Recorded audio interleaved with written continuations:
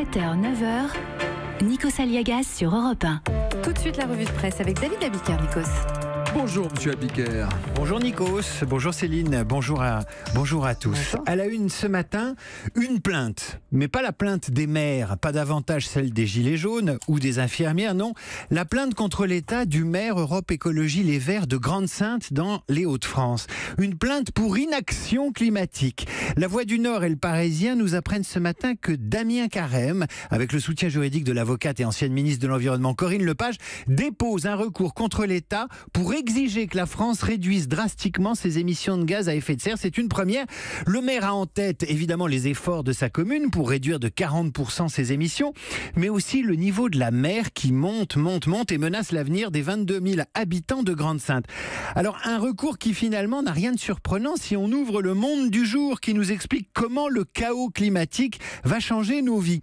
Et en fait, si on regarde les unes des journaux de ce matin, celle de la Voix du Nord et celle du Monde, on s'aperçoit qu'on est à la croisée des chemins. D'un côté, des gilets jaunes qui ne lâchent rien sur la voiture, et ils ont leur raison, et de l'autre, des écolos qui ne lâchent rien sur la transition énergétique, et ils ont leur raison. En clair, les Français sont tiraillés entre le pouvoir d'achat et le pouvoir d'agir. David Abiker, vous évoquez les automobilistes mécontents. La Voix du Nord est allée rencontrer les ouvriers de Renault. Après l'arrestation de leur grand patron au Japon lundi sur les sites de Douai ou de Maubeuge, les Renault sont écœurés, démotivés, et le quotidien nordique rapporte ses propos, j'ouvre les guillemets. On se sent trahi. Il aurait mieux fait de nous payer des primes avec son argent. On nous a demandé des efforts et pendant ce temps, un patron que l'on décrivait droit et juste se fait un fric monstre.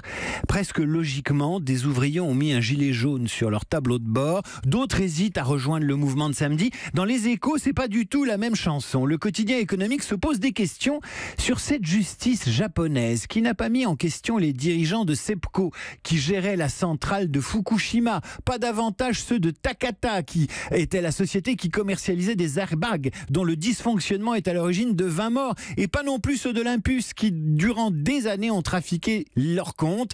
C'était évidemment des dirigeants japonais. Les Échos en concluent que Carlos Ghosn n'avait finalement pas beaucoup d'amis à Tokyo, mais pas sûr qu'il en ait beaucoup dans les usines françaises. Après l'amertume des ouvriers, la santé des paysans, David. Avec le Courrier Picard qui publie les premiers résultats d'une enquête géante sur les cancers en milieu agricole. 12 000 agriculteurs picards ont renseigné cette étude sur les risques de cancer professionnel en milieu rural. Eh bien, les résultats montrent qu'ils vivent plus longtemps avec moins de cancers que les citadins, sans doute parce qu'ils fument moins, sans doute aussi parce que l'usage des pesticides est moins nocif que la cigarette. Et on va retrouver d'ailleurs ces pesticides en une de l'Ardennais, de Centre Presse ou de Libération Champagne, avec la publication hier du classement des départements les plus accros aux pesticides, publié par l'association écolo Génération Future. Elle a décerné les Glyph Awards, les trophées du glyphosate parmi les lauréats, l'Aube et la Marne, qui sont des très gros consommateurs.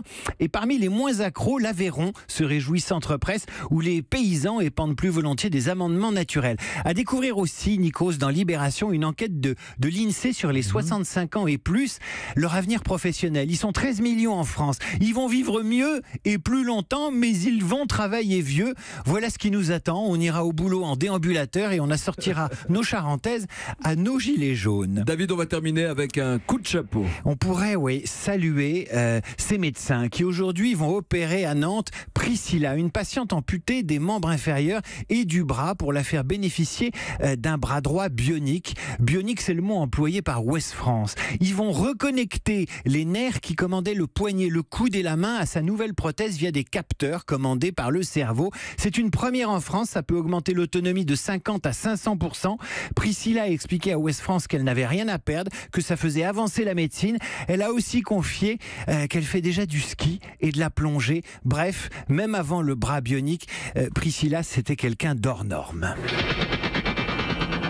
L'homme qui valait 3 milliards, Steve Austin. C'est bien ça. C'était bien ça, ouais. C'est la super nana, là, pour le coup. Ouais, c'était Super Jamie, en fait, qui, elle, pouvait écouter à travers les portes. Comme vous lisez entre les lignes de la presse quotidienne. David Abiker, tous les jours sur Europe 1, aux alentours de 8h30.